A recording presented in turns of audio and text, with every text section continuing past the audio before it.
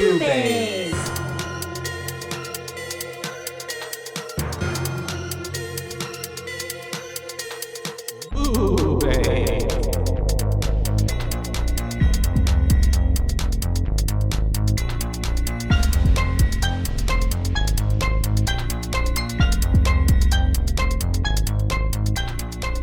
Hi.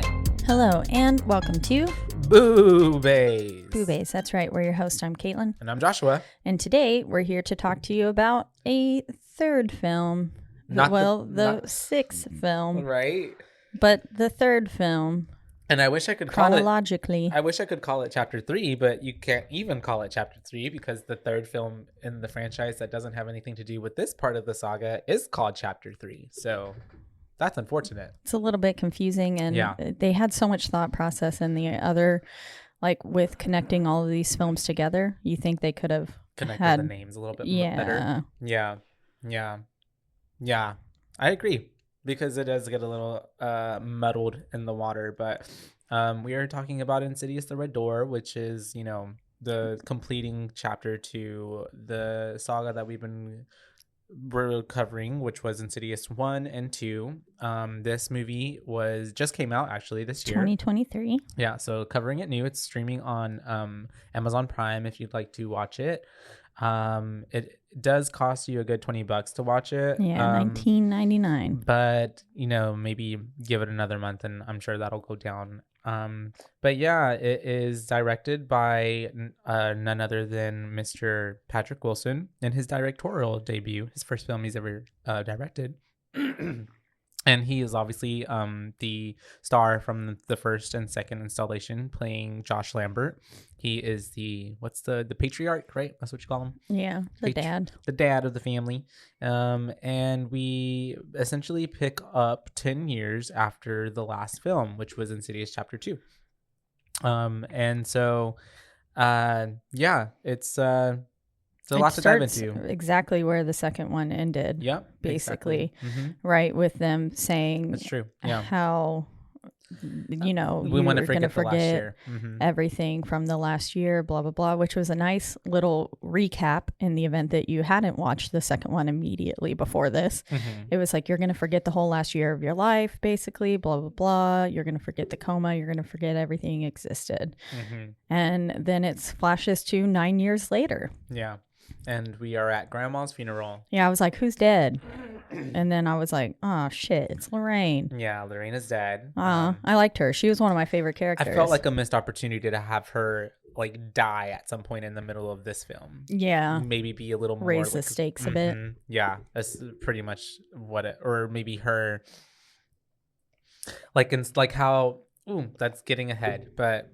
Later on, it seems like there might be some sort of sacrifice, but we don't get that sacrifice. You know what part? Yeah, it feels like maybe if we were to replace that moment earlier in the movie with a harrowing moment from Grandma putting her life on the line to save them, essentially maybe would have somehow been. And her then being reunited with Dad. Exactly, such a failed opportunity where she'd be like, "Oh my God, I'm so sorry," and he was like, "I failed you, sweetie. I failed you both. It was a different time. Nobody could have understood." Yeah. So yeah. Anyways, call us up. We'll write the movies for you yet again. And so after the fact, though, you got to make it first, and then we're gonna watch it, and then we're just gonna tell you what you did wrong, make it better. Yes. And so we do have Dalton reading out of the Bible. I think is what it was. I don't know. It was so foreign to me. Yeah. It did not sound like a scripture. It was definitely, I feel like, something I've heard before. Okay. But I don't know. If it was from the Bible, it didn't give Bible verse, but it looked like he was holding up a Holy Bible. Yeah. But that's what it is. This is also not reading from something religious podcast. So what do we know? And so we have Dalton being moody AF for real, because what is it? Callie's like, I miss Grandma, and Mom is like, oh, Grandma misses you too, and he's just like, dead people don't miss anything. Things. Yeah. And I was like, damn, Dalton. You were such a good little kid, and now you're like this. Come on. And already off the bat as well, we can tell that Mom and Dad are no longer together. Yeah, that threw me for a loop. I was like, wait, are they divorced? Yeah. And then, yep, they sure were, because they were like, oh, well, getting into the car, and everything. And he was like, thanks for organizing this. And the conversation was very much like, we're not together, but you did something for me. Yeah. And even, you know, mom suggesting you should drive Dalton to school next week. And he kind of seemed out of the loop, you know, which I'm sure he did know, but he also has all these other reasons why he's cloudy minded and a bit forgetful. Yeah. And so, yeah, he agrees. He's like, no, yeah, that sounds great. But I love how she also sees Carl and is like a bit like thrown off and is just like gets in the car and wants to leave. Yeah. Doesn't want to run into him. It's like she's trying to change the subject real fast. And she hops in the car, but then Carl walks right past Josh. And Josh is like, excuse me. I know you, sir. Who are you? And grabs him and then is like, do I know you? Yeah. And Carl's like, I knew your mother. Yeah. I was a friend of your mom's. And Josh is like, it's funny. Like, I feel like I should know you. Like, you look very familiar. And Carl says that line of like, well, death seems to bring back memories. Death floods the mind with memory. That's right. But it's always good to make new ones. Yes. And then Dad gets in the car.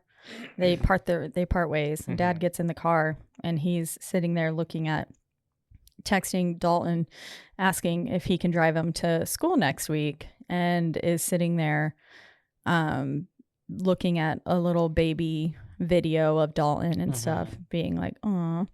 And which I didn't think was cute, because why the fuck are you trying to keep your baby in the same dirty diaper? Yeah. But anyways, you can see someone moving behind the car, getting closer and closer. And I'm assuming it was the dad. I think it was the dad. Yeah, because it was the same orange silhouette color blurred out. And so, yeah, it's getting closer and closer. He's texting Dalton at this point, trying to be like, you know, hey, I want to take you to school. Dalton kind of reluctantly agrees, and that's whenever we have Dad looking up again and the figure behind him is gone. And we get a title card. And I liked this title card much better than any of the other ones. It felt less forced. It was like, okay, and it felt again more mature. A matured version of this. I feel that franchise had time to think on it. Yeah, and they were like, oh, maybe we shouldn't go. And then we get balls to the wall. And then we get the credits again. Like we got from the second one, very familiar. And the drawings. We get to see the, I fell asleep and then I flew away. Last night I watched myself sleep and then I flew away. We see that, and then we watch Dalton's paintings and pictures mature over time to kind of show us some scenes and stuff from, and images rather, from the past two films. We get, we see him drawing the lipstick face demon again, the same little one that had his little boudoir, whatever you call it, vanity, and the record player. Yeah. So all these callbacks that we get from the first and second, that's not like an exact like recap, but references to the things that we did see in those first two. And then we get a nice little lovely cut to Dad and Dalton in the car, and we're driving to school, and it's very awkward. And of course, as soon as Dalton puts in his headphones, that's whenever Dad wants to start talking to him. I hate when people start. It seems like that's what always happens. It's like I've not had my headphones in, and the moment that I do, like people want to start like talking. Yeah. And it's like, got my headphones on. But anyways, I digress. We're getting on our way to school. Dalton's pretty moody with Dad already, and even like walking into like whatever you call it, the courtyard of school, and like this dude is trying to pass Dalton like a flyer to a Dalton's being moody towards everyone. Because like Mom texts him and stuff too, and it's like, how's it going? And he writes terrible, but then he deletes it and says fine. But then like once he gets there, the frat guy tries to hand him the poster or little flyer. And he's like, just walks right past him. I was like, Jesus Christ, dude. You could have just said no thank you. Don't have to be a dick about it. And even the dad is like, oh, Nick the dick, more like Dalton the dick. Nick was just stupid. Dickhead Dalton. And I mean, I don't know, I guess Nick was a dick too, though. Rightfully so with Dalton, though. I guess you kind of grow up in a coma that you don't remember the whole year of, and then turns out you were actually getting chased by demons. But yeah, and then I guess. Yeah, but he don't know that yet. I guess, but I mean, I feel like the same like how dad had effects as him being now forgetful. Sorry for my Dalton throat. had Like moody effects. I don't know. Like he Yeah. was just pissed off, I guess. didn't know why. Yeah, exactly. And then And he's a teenager. it's true. So I'm assuming he's what, 19 at this point? Like 18, 19, yeah. Yeah, Well, no, 'cause because when he- you first go to college, I mean, I was 17 whenever. Well, he did Senior say, year. I don't remember anything from when I was 10. Oh, that's true. So I guess he did miss a whole year of school. So he would be like 18, 19 right now. Yeah, I going to think he'd be college. 19. Yeah, that's true. That's true. So that makes Since it said 9 years later. And that makes sense. Yeah, yeah, yeah. Oh, you're right. Duh, I didn't even math. See, I'm so bad at math. And that was when he was 10. So yeah. So yeah, that makes sense. Damn, yeah. Poor homeboy was held back. Yeah. Because of that damn coma. I'm glad he was in college because he looked a lot older. He does I was look like, pretty he old. looks old. Mhm. Looks like he The needs to be in actor? college. Like I Yeah. thought they were going to put him in high school at first. And I was like, no. That would not make sense. Yeah.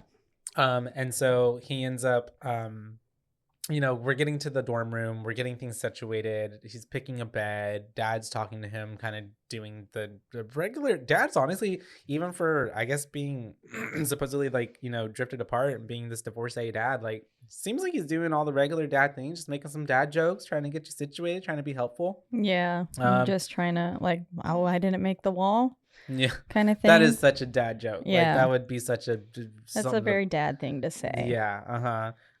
Half jokingly, half like serious. Like, yeah. oh, that hurts my feelings. But I'm not gonna I'm gonna make a joke out of it. Yeah. Yeah. We can't actually confront our and then feelings. especially here in a moment when he runs to that car, and I'm like, the way I've seen my dad do that walk before, like, yeah. But and so. We have the whole situation. It's a little bit tense between them. Dad didn't make the wall, so we have kind of this altercation between him and Dalton where there's some words being said, like Dalton's no wonder mom divorced you. Yeah, and then dad's like, you're an ungrateful little shit. And so yeah, it's pretty bad. And then of course we have Chris coming in, who we thought was going to be a guy, but is a girl. And so that kind of throws off the vibes for a whole second. But we'll talk about Chris later more, I guess, when she comes into play. But I definitely thought she was a really cool, fun inclusion to. Yeah, I thought this was a way to do the comedic aspect so much better. Well, oh yes. yeah, way better, more natural, not forced, not cheesy. Yeah, like and a character that you actually start to care about, especially when things start happening to her. And I thought at one point, oh fuck, poor Chris is gonna die. Why are they gonna kill her? That's what I literally thought later. Yeah, I mean, it looked like she was gonna die. Yeah. And so we end up, having this whole moment happening between son and dad, and then dad, is leaving because it's a little too tense for him, and he's like almost breaking down, which he does in the car a little bit. And also we have Dalton even having like this like silent mad cry situation happening in his bedroom. And we have I couldn't believe the dad really was just gonna leave like that after saying all that. And then whenever he was running to the car, I was like, wait, he's gonna go back, not right? gonna go. Yeah, I was like, he's gonna go back and fix this and say I'm sorry. But nope, man just really gets in his car and then puts it in reverse. And I was like, avoidant, remember? Caitlin? Yeah, the first movie, that's his whole personality. He's avoidant. True. Yeah. I was like, Jesus Christ, you're the adult here, sir. And we have Chris coming back up, and Chris is getting to know Dalton just a little bit. And that's whenever, right? Yeah. Because they're getting to know each other. And that's whenever she's like, do you want to blow my hooter? Yeah. And he was like, what the fuck? Yeah. And they because she had just taken off her bra too. Yeah. Like she just random, just very comfortable. And it's funny how when she came up earlier too, and she was like, we're a liberal alt school, very heavy on the liberal. So she ends up basically, she's already like my type of person, cool vibes. Like she's like, so what's your weird shit? Yeah, like, we're all weird. Tell me what's weird about you. And he's like, you first. And what did she say first? She she puts a monocle on Sundays and orders takeout in a British accent. Yeah. And he was like, that is weird. And he was like, sometimes I eat oatmeal dry, which we see dad do later. Hella weird. Yeah, that is weird. I would have been like, that is weird. Like that's how do you even like get that down your throat? I guess your saliva it's so dry. Makes it. I don't know. Yeah, it seems pretty no icky. sugar, no nothing. Yeah. And so then we have her talking about how both of her parents died when she was 10 and she had to live with her grandma. And he's like, oh, I don't remember being 10 because I was in a fucking coma. Yeah. And he was like, you know, That I nobody had wants to talk about. viral meningitis or something. And yeah, no one will talk about it and stuff. And he doesn't remember anything. And then she is like, I could have used some meningitis. I That's love how what she she said that said. too. And I was like, I could have oh. used some meningitis. Which I was I like, guess I don't is think kind you of, would want that. I think it's comedy that comes from people though too, like who have been through shit. Because Yeah. anybody who's been through trauma, I feel like can make light of traumatic events. Yeah. If that makes sense. Yeah. I mean, Well, I yeah, guess because she said her grandma almost died from yeah. a case of like something because Yeah. of her athlete's foot. Mm-hmm. Fucked with her brain. And then I guess losing both your parents, I guess I'd probably want to forget that year too. Yeah. Yeah. But we have them then it's the next day and our dad is getting he's making a phone call to Dalton because I'm assuming it's the next day. Yeah, it has to be, right? Because it's daylight and we saw that it was nighttime for them because they went to bed, right? Yeah. Because that's whenever, my bad, he also has to tell her that he has still to sleep needs with a the nightlight. Yeah. Yeah, because she was like, they told me I have to stay here for tonight because Mhm. dad was like, let me go get this sorted out in housing. And she was like, you know what? Never mind. I'll do it. Yeah. And then They have to she spend comes one night back. together. Yeah. Mhm. She's like, we have to spend the night together. They said tough luck about today. Tough and titties. then she starts turning out all the lights and he's like, I am afraid of the dark. Mhm. And I still need a nightlight. And so Yeah. he whips out his nightlight and she's like, are you serious? But whatever. And it was kind of, and then also too, like, why would you have the scariest nightlight? It's like this scary green, like, color. Like, Yeah, anything that's not, like, just white or, like, a light cool blue, like, red, green, like, that just seems scary. Yeah.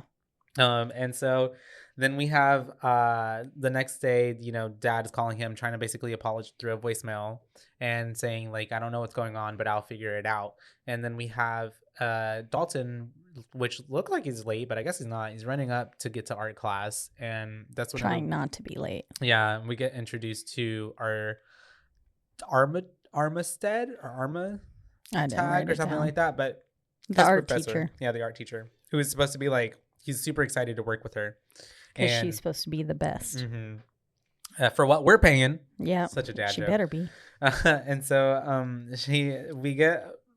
you can already tell she's going to be intense. I mean, she's talking to this one student and she's like, rip that up, it looks too perfect, whatever. And he's like, I won't. And she's like, get out, casualty, you already failed. And he's like, I didn't fail. And she's like, yes you did, the moment that you decided quit. that you didn't want to rip this up. And she's basically saying is like, you know, like, y'all can always improve, and once you think that you can't, then that's when you're not an artist anymore, essentially. And also she says anyone fool can master a technique, but we're not here for technique. We need to try to do things, we need to break the rules.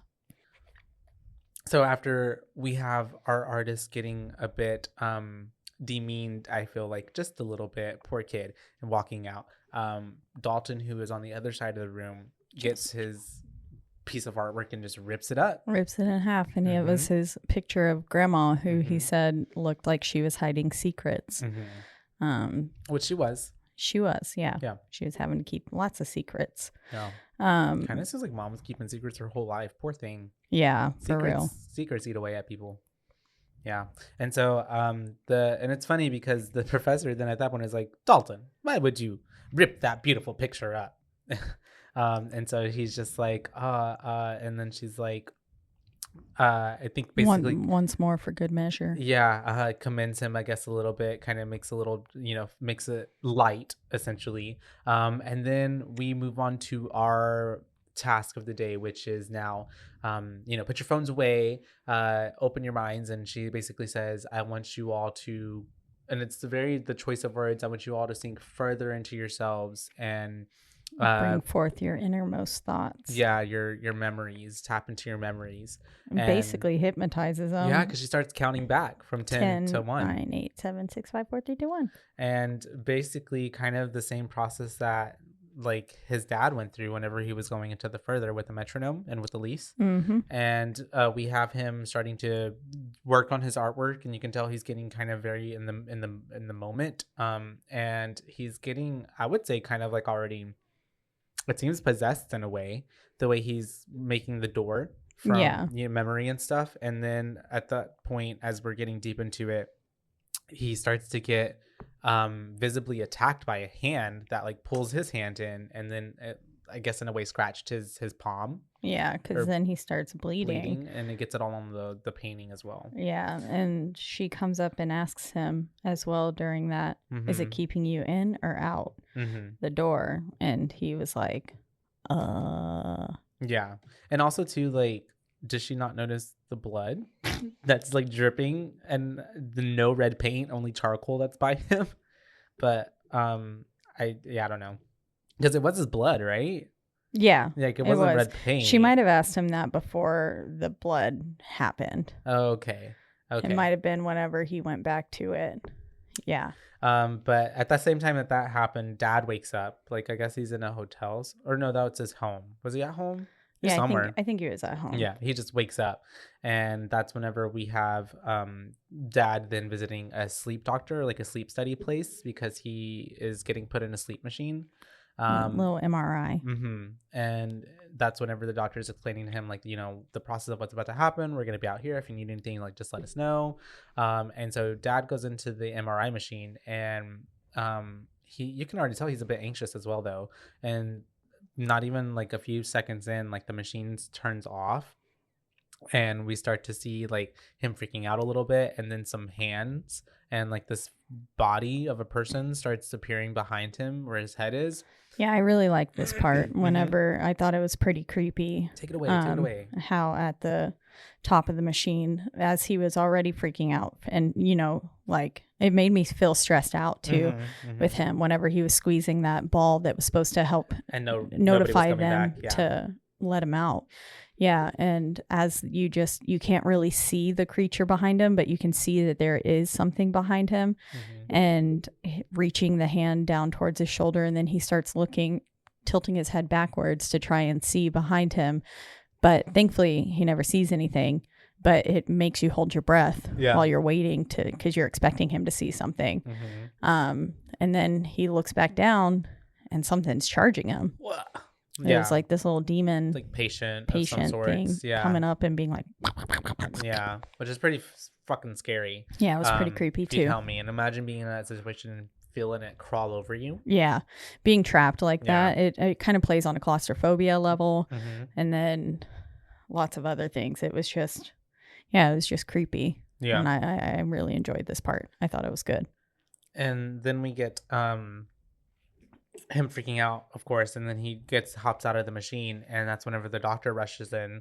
Oh, well, also, I'm sorry, we were also getting on the, like, over the like a speaker, the doctor's voice, but it wasn't the doctor's voice being like, there's something with you, there's something in there with you. And then it also said the door is open or something like that. And then that's whenever he comes out freaking out, and the doctor's like, whoa, like, are you okay? And then he's like, Josh is trying to explain, like, there was something in here, like, what was that? And then the doctor's like, you were asleep for 15 minutes. All the lights went out, like, what was happening? Like, I was panicking, attacked, squeezing the button thing, and no one came to help, and y'all just left me in there. And the doc is like, no, we didn't, like, you were asleep. You've been asleep 15 minutes. And then that's whenever the doc gets to show him his basically the results, even though he was only in there for 15 minutes, but he was like, everything came out normal, like, you should be okay, like, there doesn't seem to be anything wrong. But he then starts to talk to him about, like, maybe you should check out, like, your family history. Maybe there is someone with a mental illness that might be the reason why you feel like you can't sleep, or what's plaguing you, what's keeping you up and affecting your memory. And the doctor suggests to him that he should play, like, kids games, memory games, matching games. And he was like, you want me to play kids games? And he's like, we can learn a lot from kids.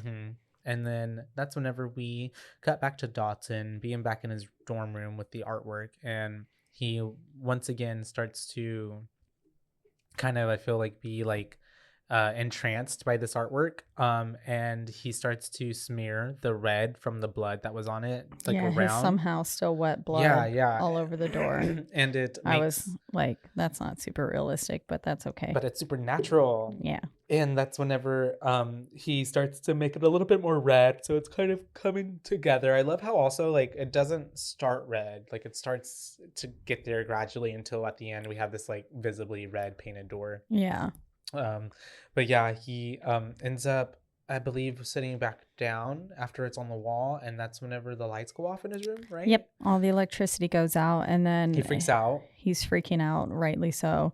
And then he uses his little backup generator to power on one of the light bulbs, and it's got blood on it, though, which is making it illuminate the whole room red, and it illuminates the door and makes it look super red. And that's whenever I think what gives Dalton the idea of like, oh, that should be red. Yeah. And he's like, okay, this is all making sense now.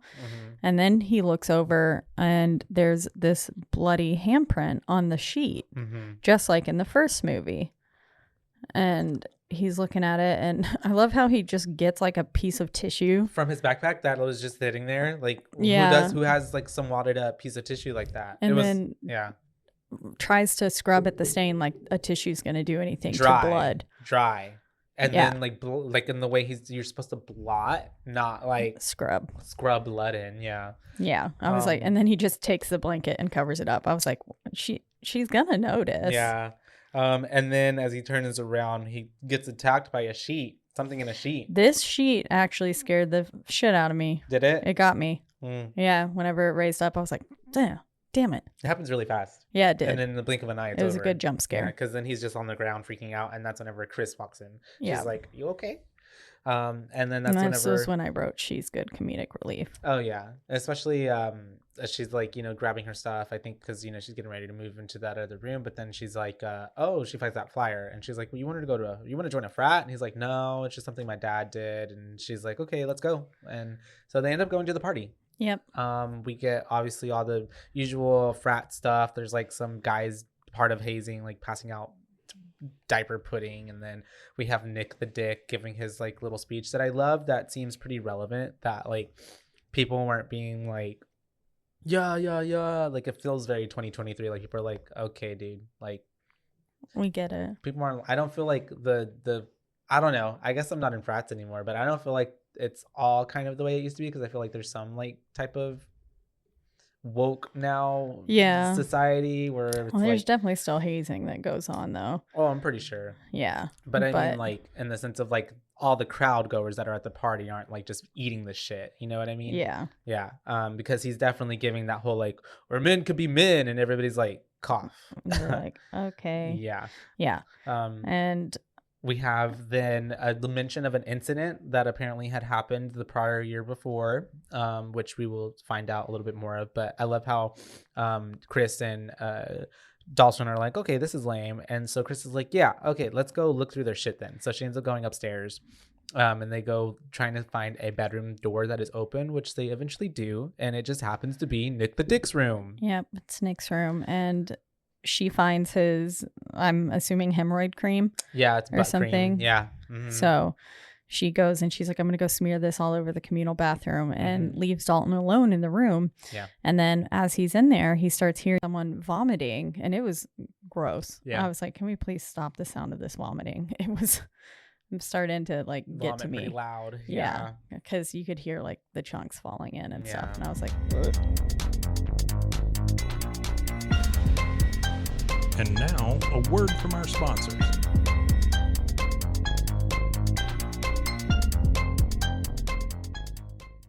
I love smoothies, but I don't love smoothie bar prices. With my BlendJet 2 portable blender, I can make smoothie bar quality beverages for a fraction of the price. BlendJet 2 is portable, so you can blend up a smoothie at work, a protein shake at the gym, or even a margarita on the beach. Yum. It's small enough to fit in a cup holder, but powerful enough to blast through tough ingredients like ice and frozen fruit with ease. BlendJet 2 is whisper quiet, so you can make your morning smoothie without waking up the whole house. Lasts for 15 plus blends and recharges quickly via USB-C. Best of all, BlendJet 2 cleans itself. Just blend water with a drop of soap and you're good to go. I do love that feature about it. It is rather nice. It does, and Yeah. it stays pretty quiet. What color did you get? I got black because it matches the color of my soul. Perfect. I got pink because if my whole life could be pink, it would be. We love pink. It matches my water bottle perfectly.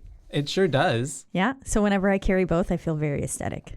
I'm That's like, nice. yay, got me a nice pink BlendJet 2, looking real cute. And it's really yummy with my good smoothie in it. So what are you waiting for? Go to blendjet.com and grab yours today. And be sure to use promo code Boo12. to get 12% off your order and free 2-day shipping. No other portable blender on the market comes close to the quality, power, and innovation of the BlendJet 2. They guarantee you'll love it or your money back. Blend anytime, anywhere with the BlendJet 2 portable blender. Go to blendjet.com and use the code Boo12. to get 12% off your order and free 2-day shipping. Shop today and get the best deal ever. Did you know you could be putting oil and chemicals in your coffee? I love coffee creamer, but I don't think I've ever turned the bottle around to actually see what's inside. When I did, I found out many of my favorite creamers contain ingredients I would never intentionally add to my coffee cup, like canola oil, dipotassium phosphate, ew, and artificial flavors.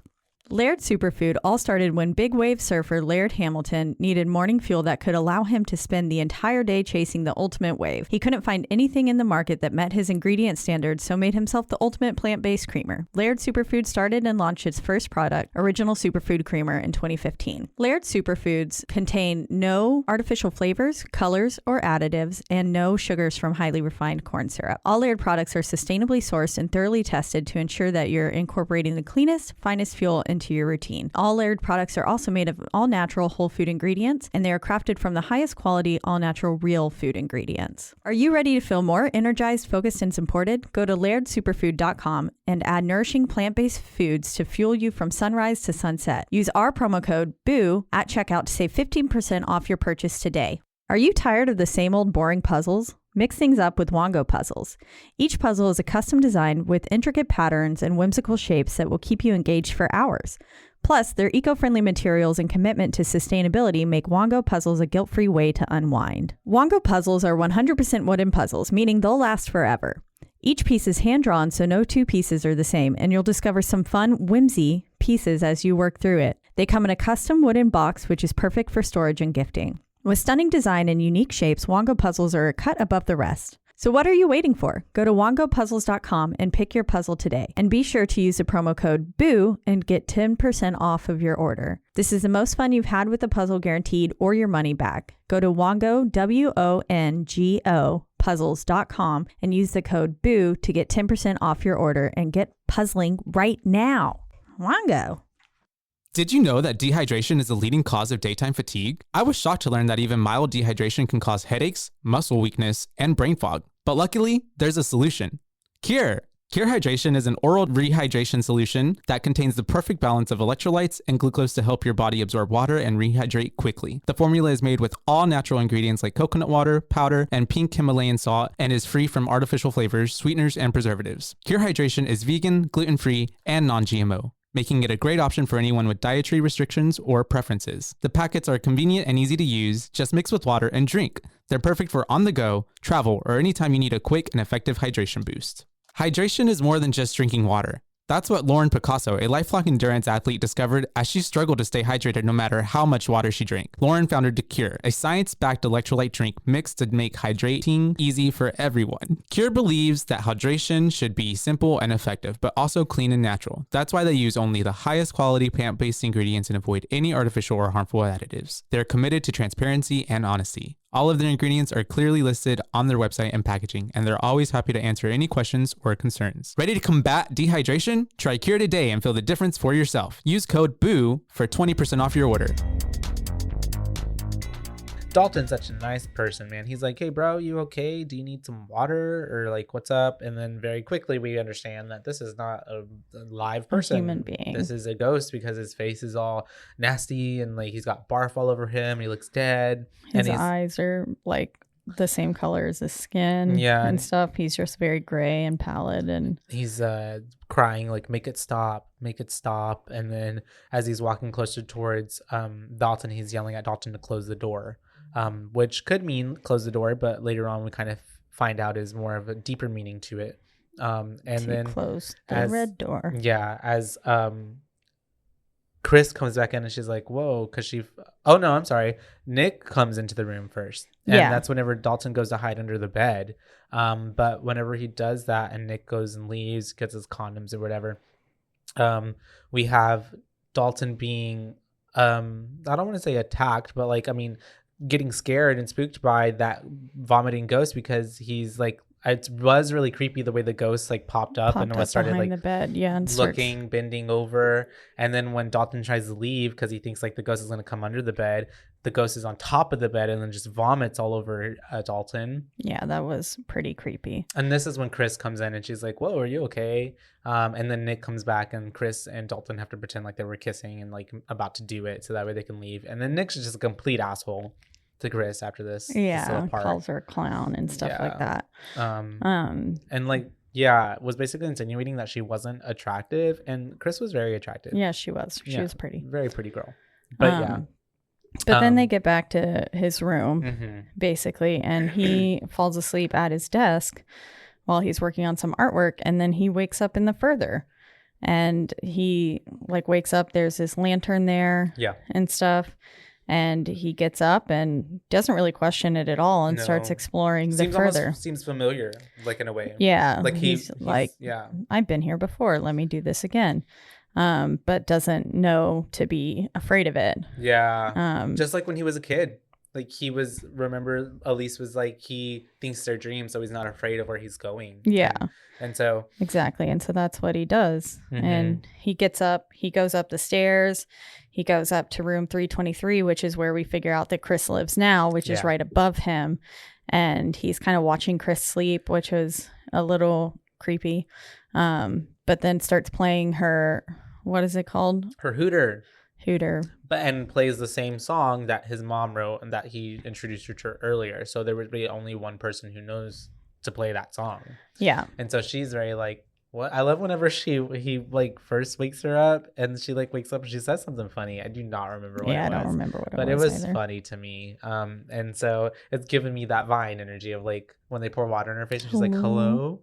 And so after he plays the hooter and she like freaks out, she turns the light on, he like drops the hooter and like runs back to his room. And it's funny though, or not funny though, it's actually pretty scary because on his way back to his room, you can tell that something's kind of behind him maybe. And then right when he gets to the door, you see like little tail and like spindly on all body. fours. Yeah. On all fours. Yeah. Crawling towards him, behind him, which was pretty creepy. And he wakes up, he gets back into his body just in time for Chris to barge into his room being like, what the fuck? Yeah. Were you just like creeping on me? Like, what are you doing? You watching me sleep? And he was like, I feel like I'm getting like something else is happening. And he's like, I'm not a creep. And he says like, feel like I'm getting closer to something or something is getting closer to me. And kind of explaining that something weird is happening here that is a little bit different than he was like, I was asleep basically. And I woke up and there was this lantern and I just went to your room and I played the harmonica chord thingy. And then you woke up and I got spooked and went back to my room. And then now you're here. Yeah. Kind of thing. Which is all not pretty normal things for the everyday person. And so she's obviously kind of like, oh, that's weird. But I love how she doesn't like immediate like, she's like, okay. She's like, cool. But then we have cutting to, I guess, the morning time and Josh is waking up. And he's eating his dry oatmeal. This is whenever he had walked downstairs and we got a really good visual of a door being closed. And then whenever he comes back up, the door is open and it's mom's room. And he's kind of taking a look in there. So kind of just adding to more of his layer of his character arc. And then we have him being downstairs. Dalton texts him back and be like, I went to the party. He was like, it was lame. And then that's whenever he starts playing the memory game on the wall, on the window, should say. Which is like, what is that? What is that? Like flash card? Is it just called memory game? Or? Yeah, it was just kind of like, they were match. Yeah, he was matching things. Yeah. They were like giant flashcards Yeah. that he was matching together, and he was trying to remember the patterns and whenever he found the same of someone, he was supposed to match it to one that he already came across. Yeah. But he was not doing too well. Not at this all. memory game. Couldn't even get one. Yeah. Even if he just saw it. Like, that sucks. Yeah. I think he had seen Dalton like 2 before. Yeah. And then still couldn't remember which one. Or I think even when he saw his mom, like he had just seen his mom and saw a different one and then saw his mom again and he couldn't go back He to almost had it, Yeah. but he doubted himself. yeah. And then at the same time. yeah, we get somebody standing in the window at that same orange silhouette. And I was like, so I think this is the same person from behind the vehicle, which we don't know who this person is yet. But we see this person standing there and they're getting closer each time that he like moves the little cards out of the way. We see this person getting closer and closer until suddenly they just break through the glass.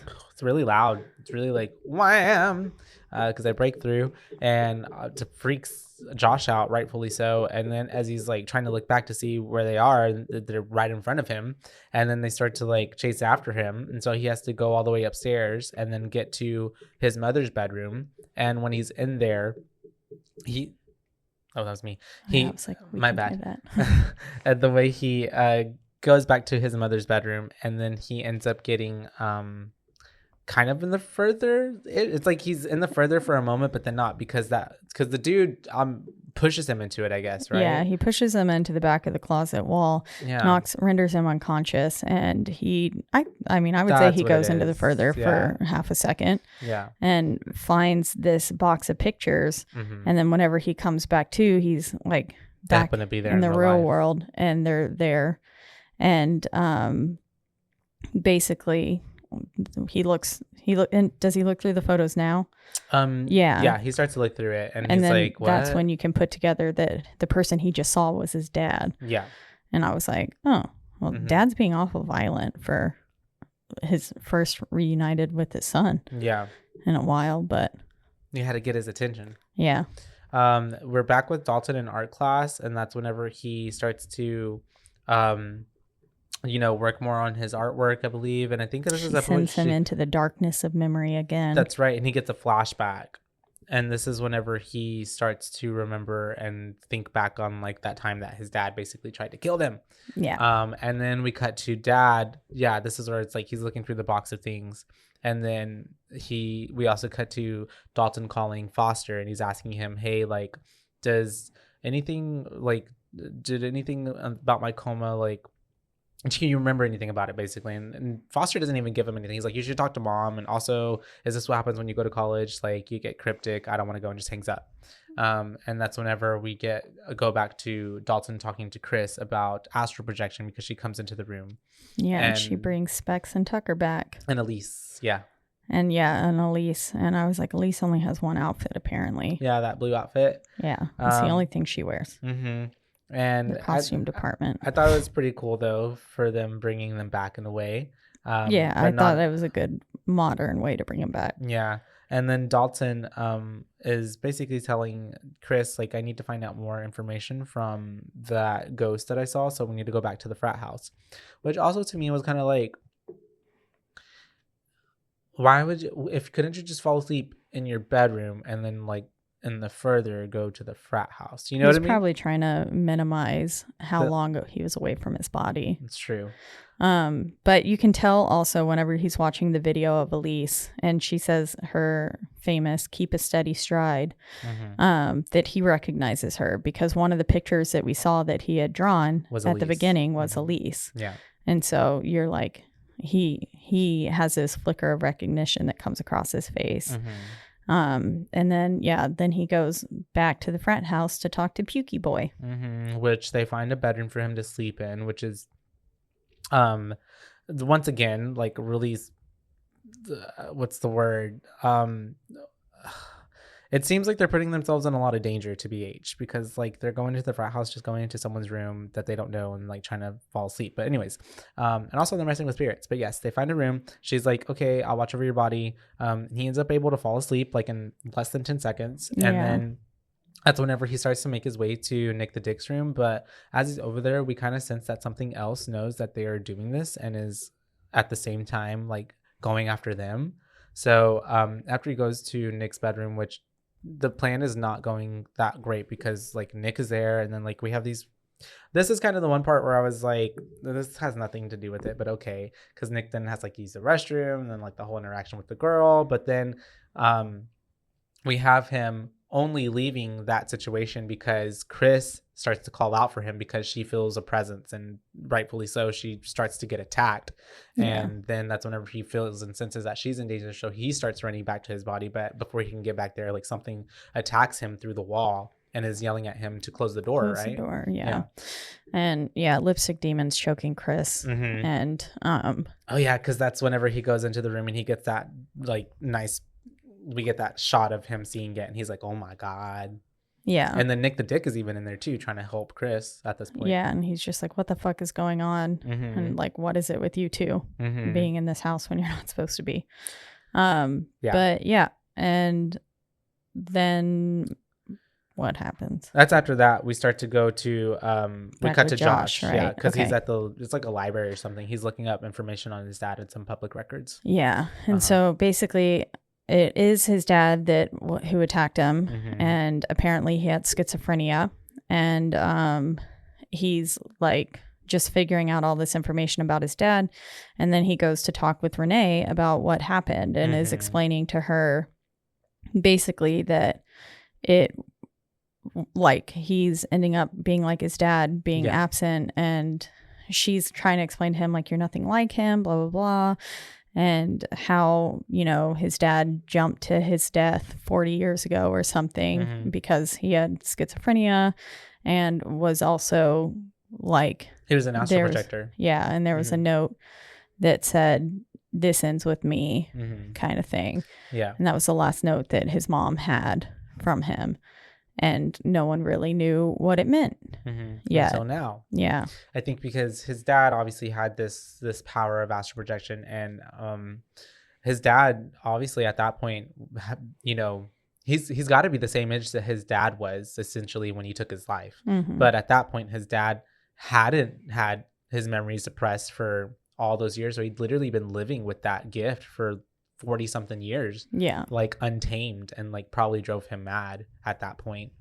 And so he probably manifested as or seemed as if it was schizophrenia, but really people just couldn't understand, put a name on it. And then he obviously thought that if he killed himself that it would all stop there and it would stop affecting their family, but unfortunately for him it is not the case, and he ended up just killing himself and causing more hurt in the family. But anyways, we do have at the same time that this is happening, he's talking to Renee. Dalton calls Foster, and he brings up the hammer, and this like what's the word, unearths a memory with Foster where he's like, wait, hammer, I have this reoccurring nightmare that dad essentially tried to attack us with a hammer, but mom has always told me that wasn't real and it was a dream that I made up. And all the while he had been painting this picture with another red door and with somebody in the foreground, and at first I thought it was the licking demon that ghost. I thought that's who it was, like, because it had the same silhouette. And since Josh like interacted with that demon right before going into the red door whenever he was originally trying to find Dalton and stuff, I thought it was that demon.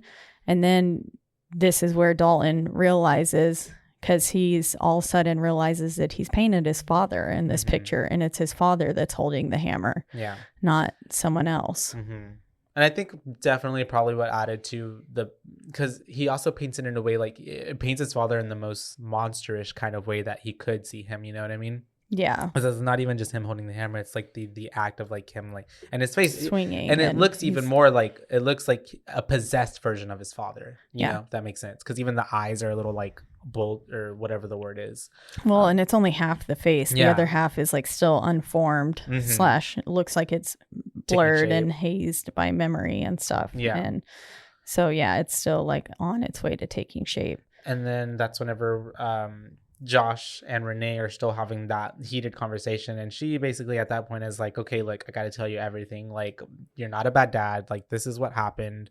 The kids associate their pain with you, which is why, like, she's like, I've lied to the kids for years, but basically this is what happened and we can't change it, kind of thing. Yeah, and she's like, you know, I've had to live with like basically keeping this all hush hush, and that's such a burden to carry. I couldn't live like that anymore. And then unfortunately for you, the, you know, after effects of making you forget made you hazy and made you distant even more so than you were already. And then I love how he's just mad, and I love how she's like, no, hold up though, because you agreed, you thought this was the best idea too. Yeah, and we all agreed. Dalton agreed, you agreed, we all agreed, and that this was the best idea. And so then as that argument is happening, Foster ends up coming in with the picture that was sent to him from Dalton being like, hey, Dad, like, was this you? Like, what's going on? And I love how Josh is like, what did we do to Renee? And I love how Renee looks over at the metronome sitting on top of the piano. It's a very big callback to like, and I love that Renee was literally like, one day I might need this again. Yeah. Like, and so we're going to keep it. Yeah. And while all this is happening, Dalton ends up falling asleep in his room and is kind of transported back to the basement. And he's watching everything happen all again, the whole attack with Josh attacking the family and watching his mom hide Foster and watching him go crawl underneath there to go go to sleep and stuff. And basically he's watching it all happen. Dad's got the hammer right above Dalton, and Dalton stops him from the future and then gets like he tackles his dad right as when the Black Bride's body was getting sent out of, the soul was getting sent out of his body. Yeah, basically when Elise was killed the lady, killing the mom of death, the mother of death. Yeah. Back. So it was all like all these things happened at once to help save Josh, basically. Yeah. And but then as soon as Dalton stops him from the future, he then gets like kind of sucked into the demon's lair. And I think the lipstick demon looks better this time. He looks less like Darth Maul. In my opinion, they used like more black paint on his face. It was more black instead of red. Yeah, and it wasn't like as bright of a red. It was a bloodyish red, blood red, which looked less like Darth Maul. Yeah, and it was pretty creepy how he was like ripping his skin, ripping at his flesh and stuff, like with his talons, and like kind of it looked almost as if he was like pulling gloves on, but he was just scraping at his flesh and stuff, and like scraping at his face, making it all bloodied and extra creepy looking. But yeah, I thought Lipstick Demon looked better this time. Good. Less like Darth Maul, so it didn't bother. And I liked how his face was shown essentially twice very quickly. Once when he was attacking Chris. And then once now. Yeah. And then really that's all you see of him. And then at the end. I appreciate, the hole in the door. But not even then, because it's like a second. Yeah. I appreciate the lack of him this go around.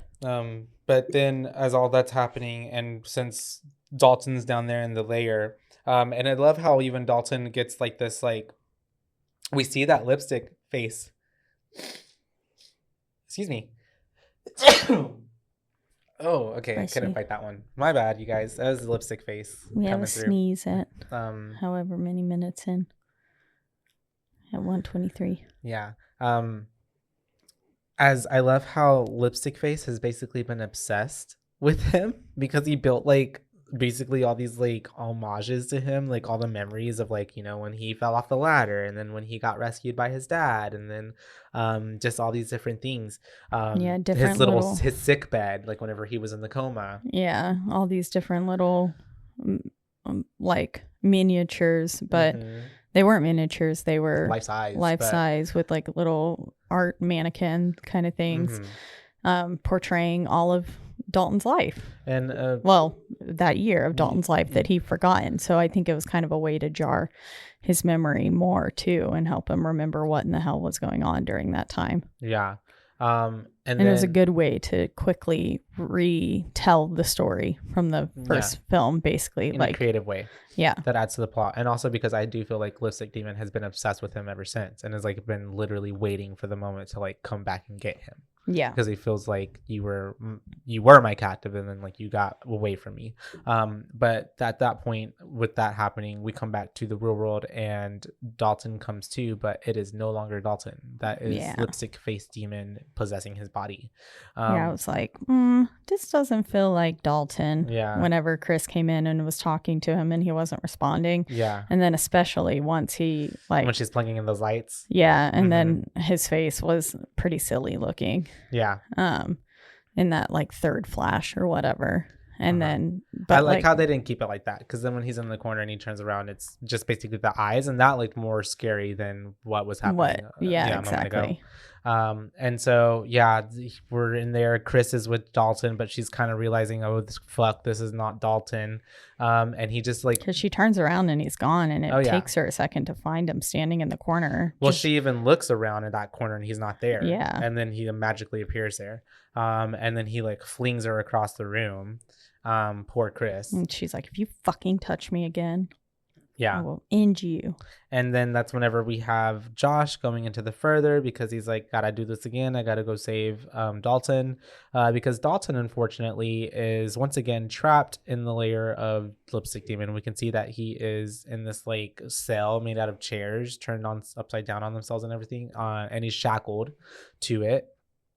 And then that's whenever we have Dad finds him. We don't get a lot of like how the first one, like right? Oh, because we do. He's in the darkness, and then Dad ends up running into his past self with Dalton. Yeah. And that's how he knows how, I guess, to find the old layer that Dalton was in. And then we get Dalton, who is shackled up, getting pulled by his dad. And then even at that point, I think Dalton is very much like, because all he has is that recent memory of his dad and that flashback chasing after him, and he's like basically fearful of him. But Josh is like we've got to go, like I'm here to help you, like that wasn't me that chased you, I was being possessed, and now the same thing is happening to you, and if we don't go, he's gonna hurt people. And all the while he's getting him and they're trying to escape back in the real world, Chris has Dalton's body, who's now rendered unconscious.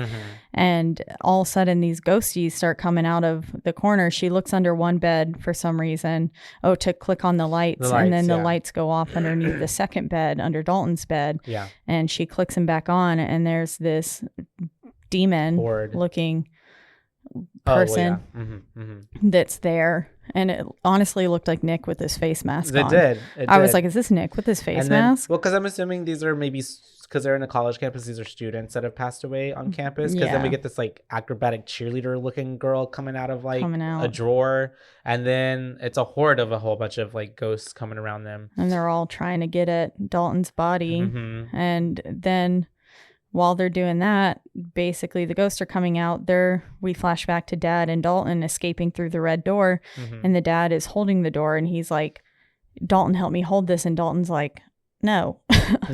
Basically. He's like, we don't have time, and we can't hold it back. We just have to keep going. to go. Yeah. And Dad's like, no, I'm basically, it looks like he's going to sacrifice himself to hold the door closed. Yeah. And he says the same thing his father said. And he says, this ends with me. And we even get the dad's heartbeat stopping. Yeah. Doesn't this look like a worm? It does look like a worm, like a Alaskan, like an Alaskan something woolworm. If Patrick was long and tall, kind of looks like Patrick too. It does.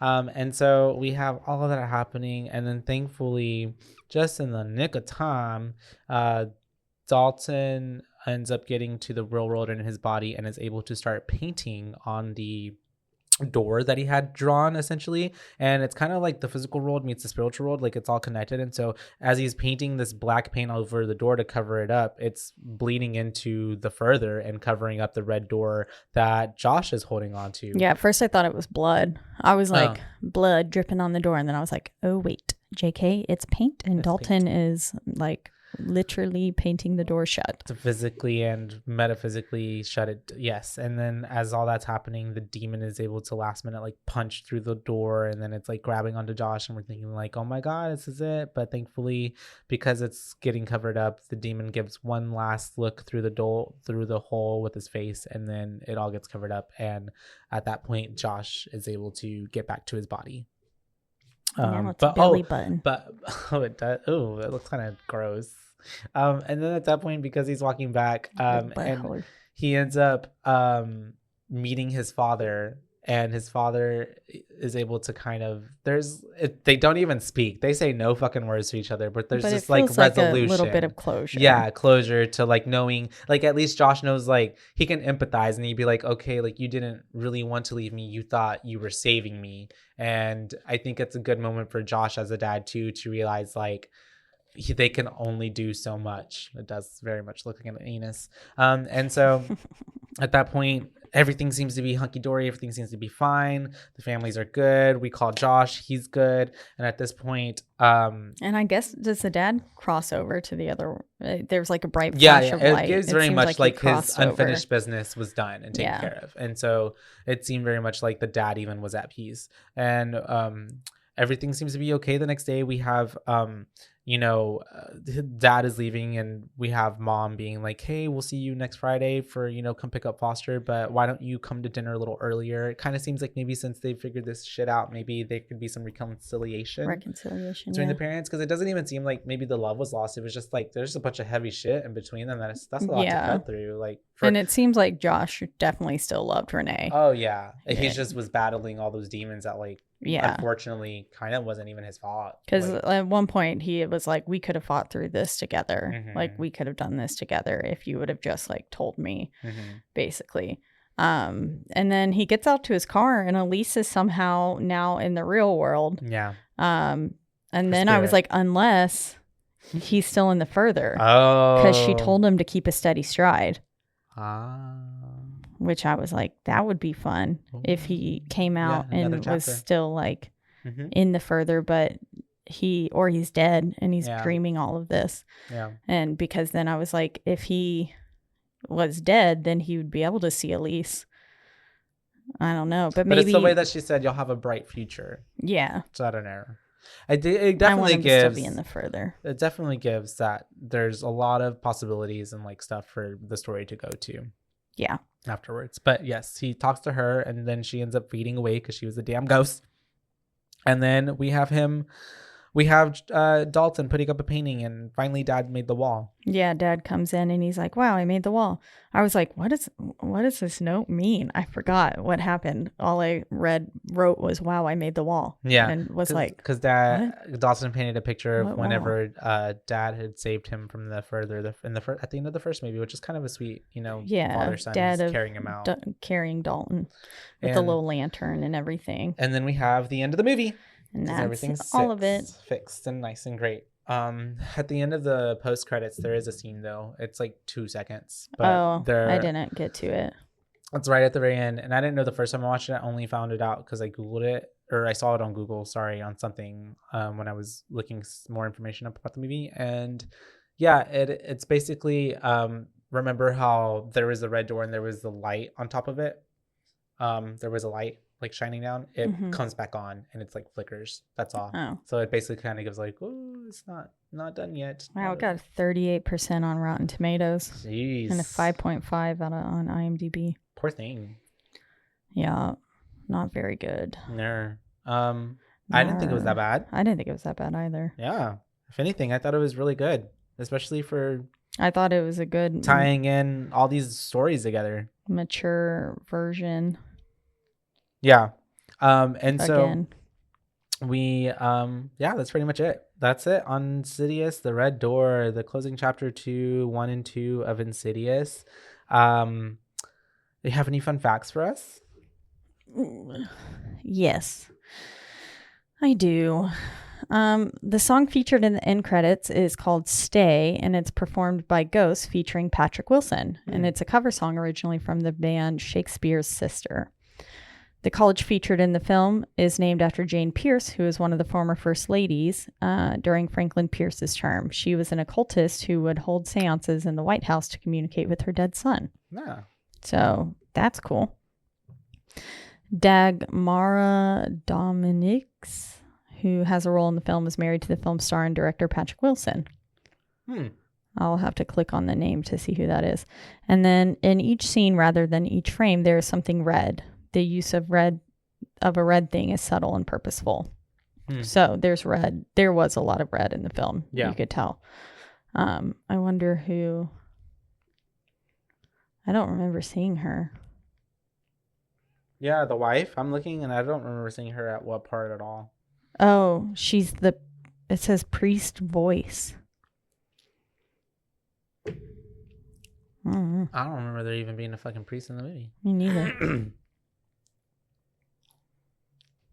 She was in the Count of Monte Cristo. I do not remember this one. Anyways, yeah, I digress. Anyways, what would you rate this film? 4.5, a 3.8. I would rate this a 4. I'll just do a 4. Solid 4. It's a little bit less for chapter 2 for me, but in terms of like the storyline, I thought it was really cool, and I thought they did a really good way as well as like making it modern, essentially, even though it's Jesus, now it's Patrick Star. It's someone doing ballet, the way they're like whoosh. I think that they did a really good job trying to control and move the story in a way that's like they didn't go too far, but then they stayed right in the parameters, but they gave me a little bit more. We got some new characters. It was really cool to see all of the returning cast, to see Dalton grown up, to see even Rose Byrne have more, like, I loved how when we saw when the flashback when they were in the basement and she was talking to Dalton, I was like, wow, you can actually see like the natural aging on like her as a mom. Like it just seemed also real and natural, if that makes sense. Like, yeah. I thought she looked the exact same. For the most part. I'm not saying she looked like trash. I'm just saying you could definitely tell she looked a little older. Yeah, no, she looked good. Yeah, and she obviously looks good for her age. And then she also, I feel like, had less of a storyline in this movie, but still somehow managed to like hold her own spot as well, if that makes sense. Yeah. I especially love the fact that like Mom's always coming through. The way she had that backup generator for Dalton. I know, so sweet. Moms think of everything. They literally do. And then I really like the whole bringing Josh's dad into it and seeing how like this has been like a family thing, like lineage wise, like all of the fetus. It looks like aliens, like the little alien from Aliens and the sack, the face huggers. And so, yeah, what do you think? Good. Yeah. Okay. Yeah, I'm not sure if I liked this film more or less than the second one. Or maybe equal. Maybe equal, yeah. It, again, felt like a really good middle of the, like, run horror film to me. It was, overall, I think, a pretty decent film. I think maybe I liked the complexity of the story from the second one more. This one felt like it added a little bit more of resolution to things and, like, tied up some, like, loose ends and stuff, which was nice. But again, there wasn't a whole lot of story other than like plot, other than them just like trying to beat this demon. And again, the lipstick demon wasn't hard to fight off. No, not at all. So there was nothing really, there were no stakes. But I thought overall that the music choices were a lot better. Not as on the nose. And I thought that I liked all the red imagery and everything that was in each like frame or whatever scene they said. Yeah. I thought that was cool. I think it was a pretty good third third movie to the film. I haven't seen, well, apparently I've seen part of One of, we don't know which one. which one. Yeah, but It's a 50-50. it seems like a pretty good movie to me. Mm-hmm. I don't know. I didn't hate it. So It's coming far from the first one. So yes. Yeah. Like, I mean, honestly, they did a much better job on the second and the first one. The first one was just so hard for me to get through. And I just could not get past Lipstick Face Demon. And in this one, they did a much better job. If Lipstick Face Demon would have looked like this and had less screen time, as he did in this film, I think I would have enjoyed it much more. But they just showed his face so many times, and his face was just so bright red, like candy apple red instead of blood red. I think this one they did a better job of making him seem a little bit more menacing. Yeah. Like not showing his feet was probably like a good choice too, because that made it seem a little bit more comical. Yeah. I feel like as well, this one we basically just kind of got like a silhouette-ish, like with him in that tail chasing after Dalton, and then just the Chris moment and then the end moment. So yeah, it's pretty good. Yeah. And then when he comes and he's like makes himself present to dad, but that's it. Yeah. But yeah. Oh, and I liked his like ripping at his flesh too. I thought that was pretty good. I think I did still like the second one more. I give that a 3.5, right? I think I'll give this one a 3.2. Yeah, what my original one was for the. It's a good middle of the road horror film. Good middle of the pack. It wasn't my favorite thing I've ever seen, but I definitely don't feel like I'm less of a person for watching it. It was good. It was good. I'd recommend it to people. And I never thought I'd say those words. I liked the second one a good amount. The second one was pretty good. And I even feel like, honestly, if you were to watch the third one without necessarily even watching the first or second one, you'd still be in good shape. Yeah, really. They do a pretty good job of kind of connecting some moments for you, and then in its own story as well. So you don't have to necessarily watch those other ones. But it does add to it, I feel like, obviously. But yes, that is our take on Insidious Chapter 3, but not 3, The Red Door. The Red Door. Sorry if we sound a little bit haggard at this point. We did 2 shows today, back to back. So we're coming right at the end of our wits here. But once again, as always, we're in the lovely Rogue Media Network studio. That's right. They take great care of us. Really good care of us. You can listen to our show and many other shows on roguemedianetwork.com. Or you can listen to us and all those other amazing podcasts on a slew of podcasting platforms, the biggest 2 being Spotify and also Apple. But wherever you do listen, don't forget to rate, review, like, and subscribe. That's right, because that's the only way we can get ahead in this world. And word of mouth, tell your friends, tell everyone. And then get ready, because next week starts our kickoff of spooky season, right? This one will come out at the end of September. Yeah. So we'll start our spooky season back to back, 2 episodes a week. And we'll figure out with some listener requests in there, and we'll get that scheduled to you so that way you can watch along with us and let us know your thoughts on any of the films that we're going to cover. So if you want to do that and let us know, and if you want to see what we are going to cover, we will post that on our Instagram, and that is at BooBaes Podcast, and that's at BOOBAES, because we're your BooBaes, not your BooBabes. And until next time, you guys. Until next time. Bye, babes. Bye, babes.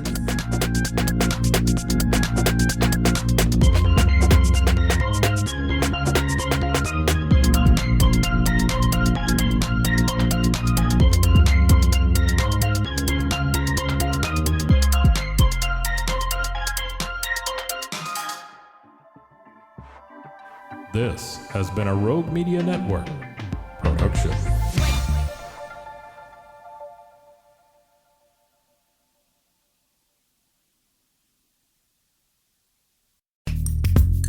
Are you a podcaster? Let's talk podcast hosting. Are you tired of your current podcast host? Need real support in a community that gets it? At Rogue Media Network, we offer top-tier podcast hosting services to help you thrive. From hosting and distribution to dedicated support, we've got you covered. Starting as low as $25 a month. Join our community of passionate podcasters today. Contact us at hello@roguemedianetwork.com.